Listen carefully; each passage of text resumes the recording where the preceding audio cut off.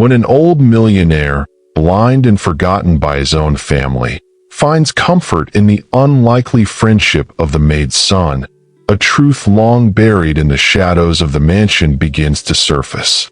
What starts as an innocent act of kindness turns into a devastating confrontation between power and conscience, lies and purity. And on the day the boy speaks before everyone, the simplest voice in the house exposes the empire's deepest corruption, proving that even the richest eyes can't see what only the heart perceives. Before we continue, subscribe now to the channel to receive powerful stories every day that will touch your heart. The Whitmore Mansion was the kind of place where even the wind seemed to ask for permission to blow. Built upon marble columns and memories, it stood atop Ashford Hill like a monument to power and to loneliness. Outside, the gardens remained immaculate, as if time itself feared to touch them. Inside, however, the luxury had turned into a prison of echoes.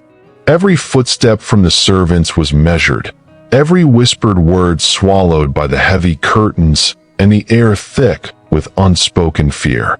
On the top floor, in the most distant room, lived Henry Whitmore, an 82-year-old man, blind for nearly a decade. Once, he had been the most feared magnate in the city, owner of banks, builder of empires, a name that opened doors and closed destinies. Now he lived surrounded by shadows and memories, forgotten by almost everyone. His only constant companion was the sound of the clock ticking, as if time itself insisted on reminding him that he was still there, even when no one else was. His sons, impatient heirs to his fortune, rarely climbed the stairs to visit him. The eldest, Ethan Whitmore, preferred to manage the company and flaunt the family name in the newspapers. The blind father was nothing but an inconvenience, a relic that stood in the way of his ambitions. Thus, the mansion became a symbol of power for some and of abandonment for others. But in that silence, on the verge of being broken, something was about to change. A new sound was ready to echo through the cold corridors of that house. A sound that would come from the most unlikely voice of all, the maid's son. That gray morning, the rain streamed down the stained glass windows of the mansion like tears time itself refused to dry. The iron gate opened slowly, revealing a small figure beneath a red umbrella. Mariana Carter, 38, walked with firm steps and weary eyes, pushing a small cart with a few belongings. Beside her, under the same umbrella, walked Elias, her 13-year-old son, thin, curious, with eyes so alert they seemed to absorb everything around him. It was the first time he had ever seen a house so big. "Is this where we'll work, Mom?" he asked softly. Mariana nodded, trying to hide the fear of starting over. The new maid had been hired in a rush, replacing a worker who had quit after a nervous breakdown. They said Mr. Ethan Whitmore demanded perfection, and that any mistake could cost the job. Elias overheard the guards whisper as they passed, "Another one who won't last a week." But the boy wasn't afraid. He observed everything. The marble floor reflecting the chandeliers, the scent of polish and silence, and the portraits on the walls. Proud faces of a family that only smiled for the cameras. Before even unpacking their bags, Mariana was sent to clean the lower floors. Elias stayed in the kitchen, quiet, hands folded, waiting. Then he heard a soft sound coming from the hallway, something like the gentle touch of piano keys. Curious, he followed the melody, his steps light over the carpet. He stopped before a half-open door. Inside, sitting at an old piano, an elderly man with white hair was running his fingers across the keys, trying to find a forgotten tune. Elias didn't know it yet, but that man would become the center of a story that would change all others, and the sound of that piano would be where it all began. Elias stood frozen at the door, unsure if he should go in. The old man seemed unaware of his presence, his trembling fingers brushing across the yellowed piano keys. The melody came out fragmented, as if searching for memories lost in time. Each note seemed to beg for completion, and in that broken sound, the boy felt something he couldn't explain, a deep, instinctive desire to help. With timid steps, he approached, heart pounding. May I try a part, sir?" he asked softly. The old man smiled without turning. "By the sound of your voice, you're young and curious. That's rare in this house."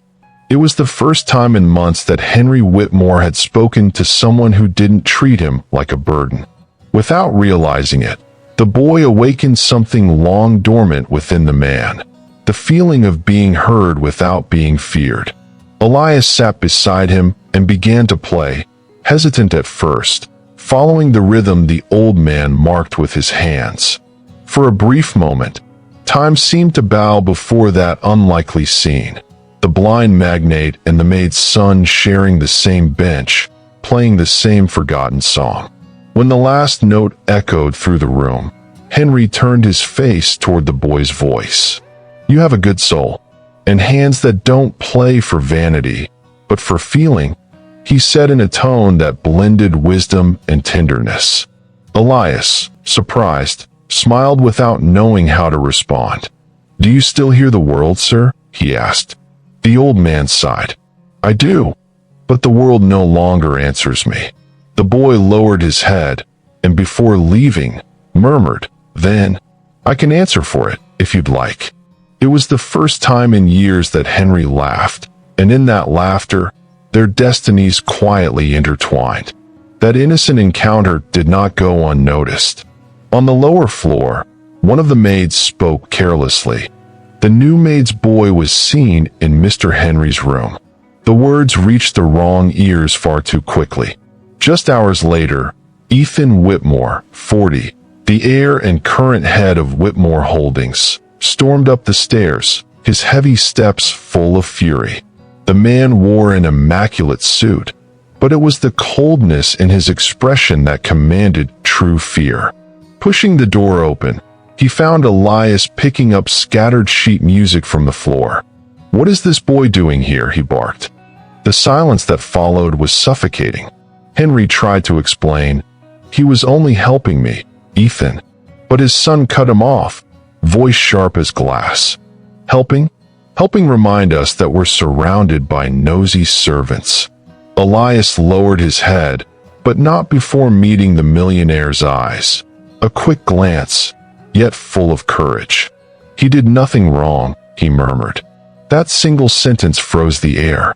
Ethan turned toward Mariana, who had just arrived, breathless and pale.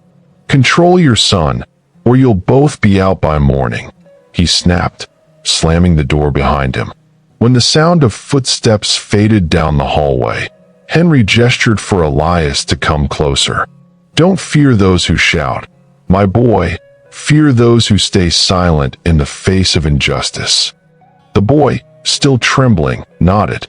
Mariana, trying to hide her tears, thanked the blind man for defending them. "Don't worry," Henry said calmly. "He only fears what he doesn't understand." Elias looked the old man in the eyes and replied, "Then he must fear a lot." The old man smiled, brief, but full of meaning. Outside, the storm was beginning, and inside that house, the real thunder was about to strike. That night, the silence of the mansion felt heavier than ever. Elias couldn't sleep.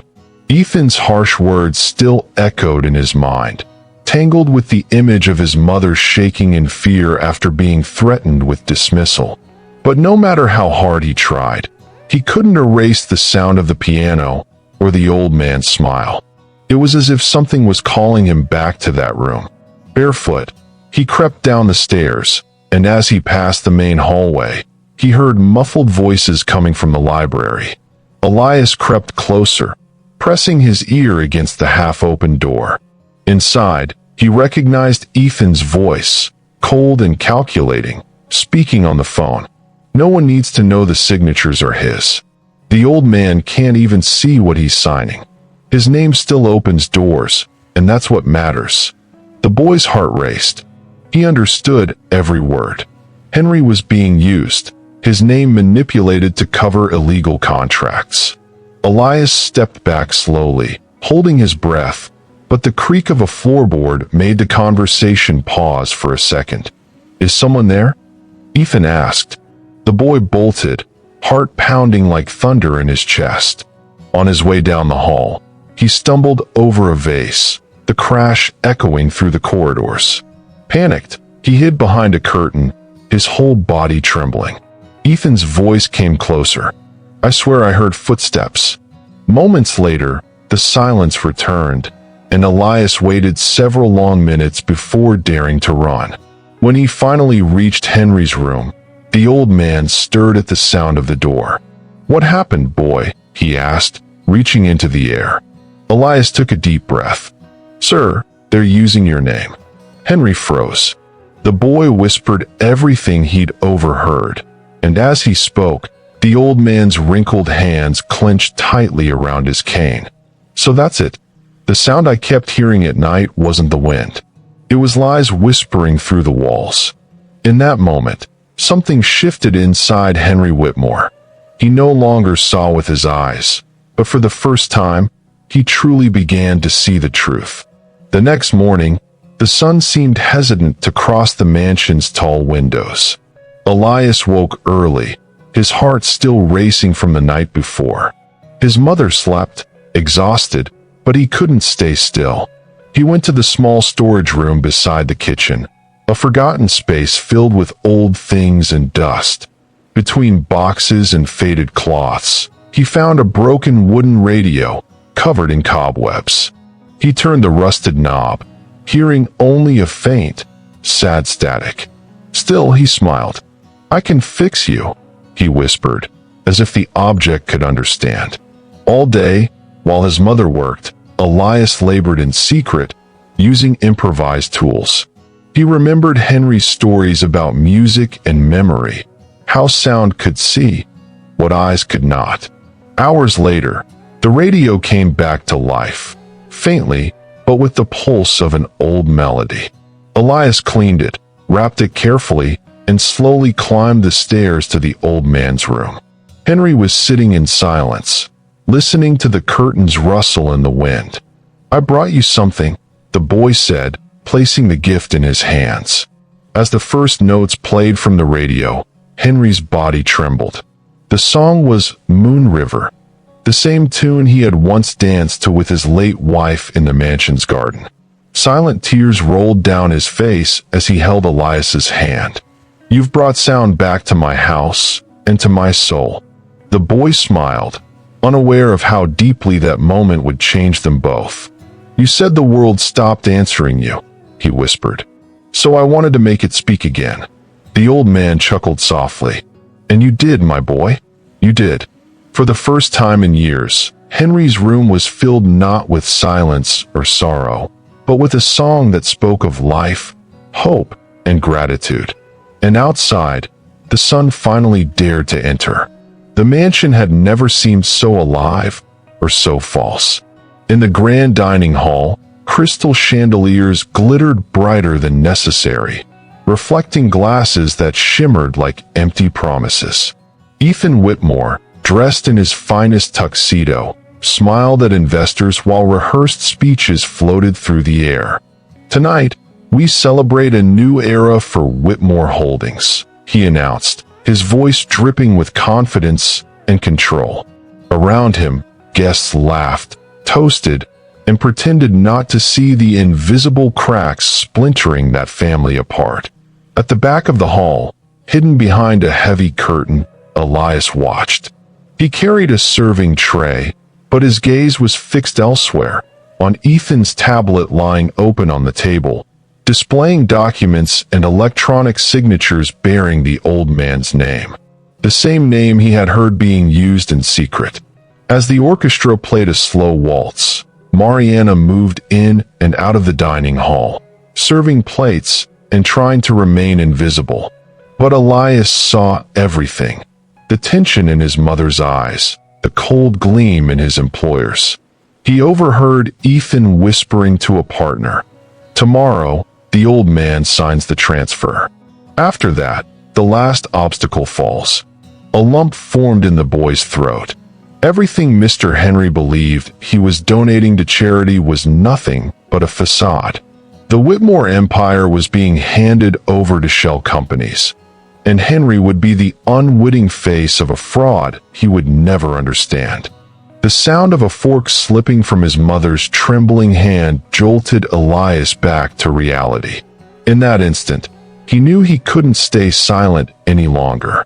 While the guests toasted, he slipped away quietly, down a side hallway, and entered Henry's room. The radio still played a soft tune, and the old man, sitting in his armchair, lifted his face at the sound of approaching footsteps. "Sir," Elias whispered, his voice breaking, "they're using your name again, and tomorrow it will all be over." Henry gripped his cane tightly. The piano, the radio, the sound of the wind, none of it mattered anymore. Now he heard only the truth. Henry woke before dawn. The house still slept, but inside him, silence had turned into revolt. Elias's words echoed like hammer blows in his mind. "They're using your name." For the first time in a long while, Henry felt the weight of being alive. He ran his hands along his cane, as if preparing not just to walk down a hallway, but through his own past. The boy watched quietly, trying to decipher that aimless yet purposeful expression. "Sir, what are you going to do?" Elias asked, voice trembling. Henry replied calmly, "Listen, and then speak, even if no one wants to hear." At breakfast, the atmosphere in the mansion was uneasy. Ethan, unaware that his father knew everything, spoke on the phone about meetings and signatures. Mariana avoided his gaze, afraid that any expression might give away the secret. Elias pretended to mop the floor, but his ears caught every word. When the old man appeared in the hallway, leaning on his cane, the entire room froze. The son stiffened. "Father, you shouldn't be walking alone," Ethan said, his tone falsely caring. Henry smiled faintly. "Walking alone is what I've been doing for years." The silence that followed fell like a verdict. Hours later, in his room, Henry made a request. "Write for me, boy. I can no longer see the letters, but I still remember the weight of words." Elias nodded, picking up a notebook and pen. Henry began dictating firmly, each line sounding like both a confession and an accusation. "Let it be recorded that in this house, power was used to deceive, and that the blindness of the eyes will never be worse than the blindness of the heart." Elias wrote quickly, his hand shaking. "What is this, sir?" he asked. Henry didn't hesitate. "A testament, not for the world, but for the truth." And in that quiet room, the sound of the pencil scratching the paper was louder than any scream. Night came dressed in silence, but inside Henry's room there was life. Elias sat beside the old man, the notebook resting on his knees, while the words took shape under the flickering lamplight. "Write, Elias. Every line must say what money could never buy." The boy obeyed in silence, admiring how calmly the old man turned pain into courage. The letter was more than a testament. It was a reckoning with time itself. Henry spoke not of fortunes, but of values. And at the end, he added softly, "If one day I can no longer speak, you will be my voice. Promise me." Elias nodded, eyes glistening. "I promise, sir." During the night, the two devised a plan. Henry knew Ethan would never allow the document to leave the mansion, so he decided to do the unthinkable. He would read it aloud before everyone. "There's a dinner with the investors tomorrow, isn't there?" the old man asked. Elias nodded. "Then that's where the truth will be served." The boy hesitated. "But they'll laugh. They'll try to stop you." Henry smiled calmly. "Let them try. The truth can be interrupted, but never silenced." Before going to bed, Elias hid the letter inside an old book and tucked it beneath his pillow. As he turned off the light, he heard the old man whisper, almost like a prayer, "May justice never need eyes to see." The boy stayed awake for a while, watching the moonlight slip through the curtains. There was fear in his chest, but also a spark of pride. He knew he was about to witness something that would change everything. Not just the story of that house, but the way the world would see who he really was. And outside, the moon seemed to watch the two unlikely conspirators, a blind old man and an invisible boy, preparing to face an empire of lies with the strength of truth. Dawn came heavy, almost prophetic. Ethan descended the stairs already irritated, his face hard, carrying power like a weapon. One of the servants told him that his father had asked to see important documents, and that the kitchen boy was helping him write. Fury ignited in his eyes. So that's it. Now that blind old man thinks he can defy me. Without a second thought, he stormed up the stairs and shoved open his father's door. There they were, Henry and Elias, side by side. The boy reading the final lines of the will aloud in a trembling voice. The silence that followed was sharp as glass. "Stop that right now," Ethan shouted, snatching the notebook from Elias's hands. The pages flew through the air like autumn leaves. Mariana rushed in, terrified, and tried to hold her son. "Please, sir, he didn't do anything." Ethan turned, his face red with rage. "Nothing? This boy infiltrated my house, meddled in my affairs, and dares to speak to my father as if he were an heir." Henry's voice cut through the chaos, firm, unwavering. "He is more heir to my soul than you have ever been." The words struck like thunder. Ethan lunged forward, shoving the boy aside and pointing to the door. "I want you both out of this house. Today. Out."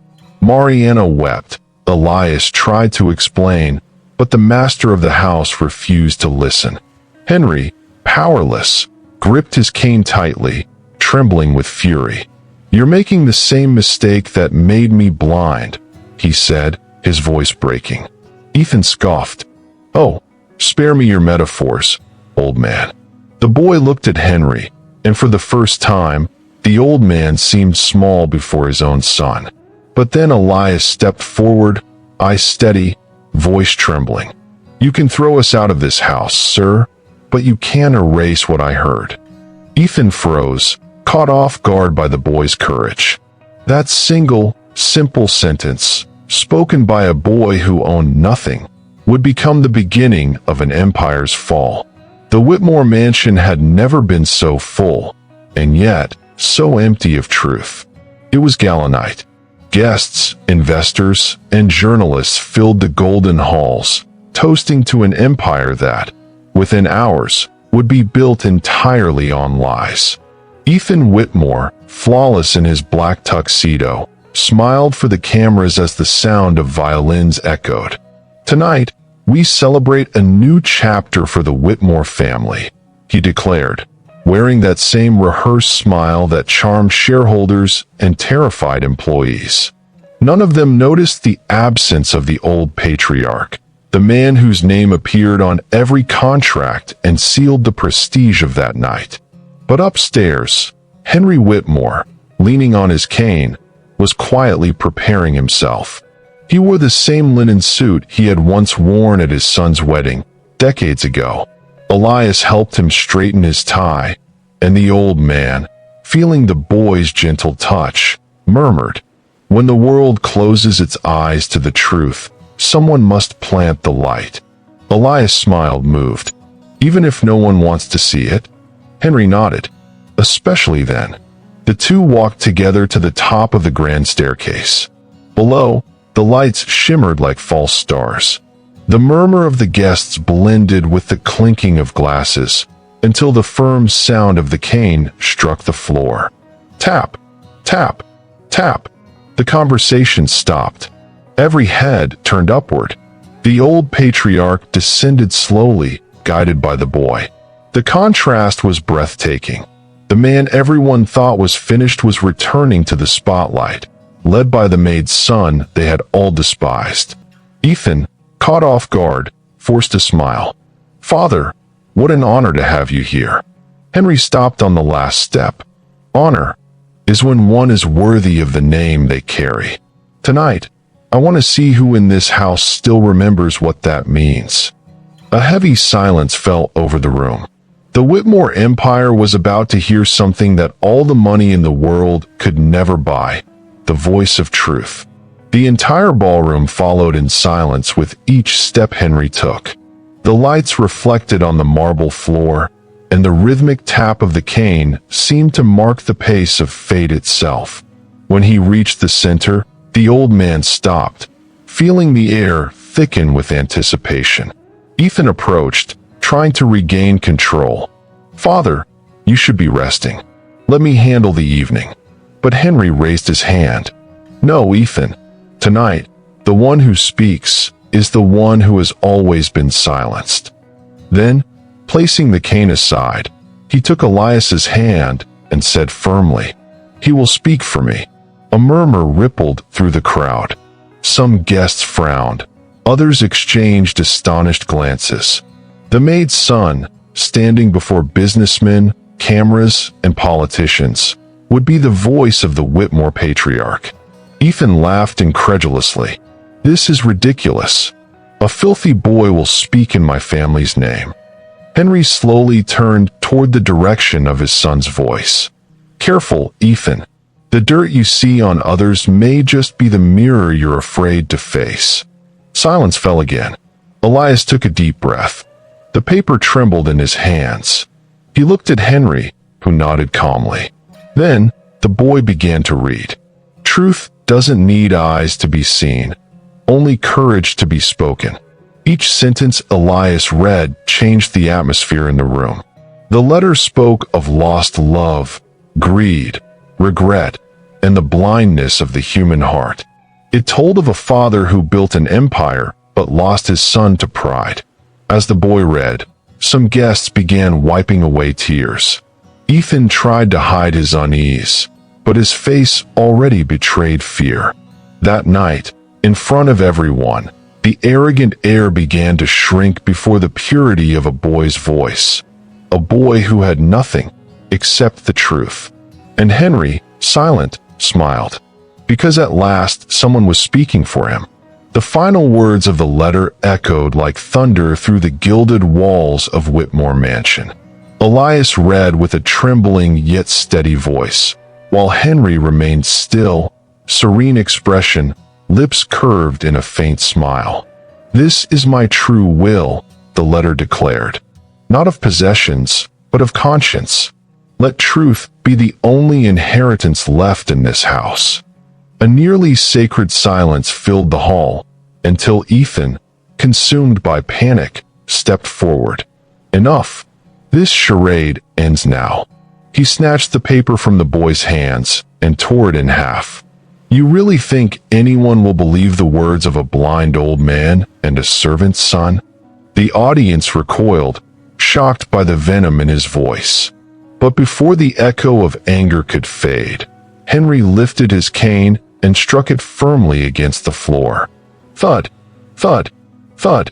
The sound was so powerful it seemed to split the air. "Silence, Ethan," he roared, with an authority unheard in years. The sun froze. "You can destroy papers, but you can't tear apart what's already engraved in people's souls. I may not see, but I see the man you've become, and it's the saddest sight of my life." Some guests lowered their heads. Others openly wept. Elias, unsure what to do, clutched the old man's hand tightly. Then, something unexpected happened. One of the investors stood up and said, "Mr. Whitmore, we've heard enough. The truth has been spoken." Others followed, leaving quietly. Ethan, stunned, looked around and realized everything was collapsing. His business, his prestige, his name. Meanwhile, Henry turned his face toward the boy and whispered, "Do you see now, Elias? Sometimes you must lose everything for the truth to be born. With tears in his eyes, Elias replied softly, "But you didn't lose, sir. You were finally heard." The room still hummed with whispers, but Henry stood unmoving, breathing deeply, as if gathering his final strength. The cane trembled slightly in his hand, and Elias, steady beside him, seemed to be the only anchor in a world falling apart. Then, in a raspy voice, the old man said, "Bring me the microphone." A hesitant attendant handed it to him. The 82-year-old man, blind, frail, but clearer than ever, lifted his face toward the lights. "For years, my name was used to build wealth and to hide crimes," he began. "I gave my life to a legacy I no longer recognize. But today, before you all, I want to leave something no one can steal: the weight of the truth." The silence was absolute. Ethan stood frozen, his face pale. Henry continued, "From this moment on, all assets of the Whitmore family, properties, stocks, accounts, will be transferred to charitable foundations. Children without a voice, people no one sees, they will be the new heirs to my name." A murmur of shock swept through the crowd. "My son betrayed me, using the darkness of my blindness. But this boy here," he pointed to Elias, "taught me how to see again." Cameras began to flash. "This boy, the son of the woman you all despised, gave me back what money could never buy: my dignity." Ethan tried to interrupt, but his voice came out weak, trembling. "Father, you're destroying everything you built." Henry smiled softly and replied with calm authority, "No, Ethan, I'm rebuilding what you destroyed." The audience began to applaud, a slow, hesitant applause that grew until it filled the entire hall. Elias wept quietly as Henry, his face illuminated by the reflection of the cameras, whispered, "Today at last, I can see." The hall still trembled with applause, but inside Henry, the sound was different. The gentle echo of a peace he thought he'd lost forever. Ethan stood motionless, stunned, staring at his father as if seeing him for the first time.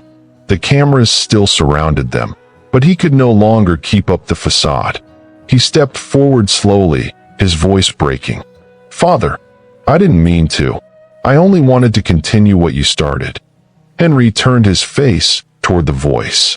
"You did continue, Ethan, but you forgot why."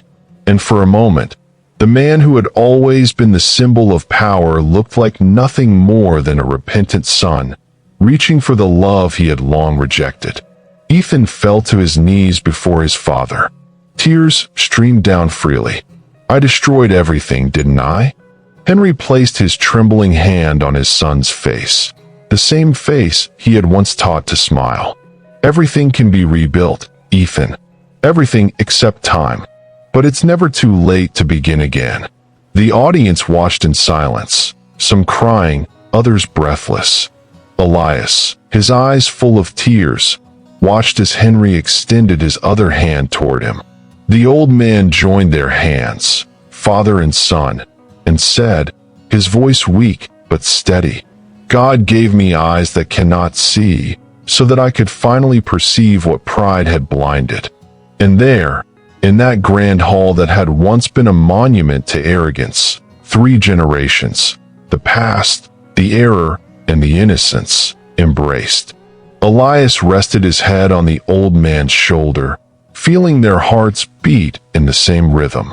Outside, the rain began to fall again, washing the stained glass and reflecting the glow of the mansion's lights. This time, however, the sound was not of a storm, but of rebirth. Weeks later, Whitmore Mansion was no longer the same. The expensive rugs had been removed. The doors that were once locked now stayed open, and in the grand hall, the echo of children's laughter had replaced the cold sound of business. The former estate of millionaires had become a house of hope, funded by the new foundation created from Henry Whitmore's inheritance. The walls no longer displayed portraits of vanity, only simple photographs, faces of those who had been helped, genuine smiles, and at the center of the hall, a plaque that read, "True vision does not come from the eyes, but from the heart." Elias visited the mansion every day after school. He helped the children with their studies, told stories, and cared for old Henry, who now lived surrounded by voices and love.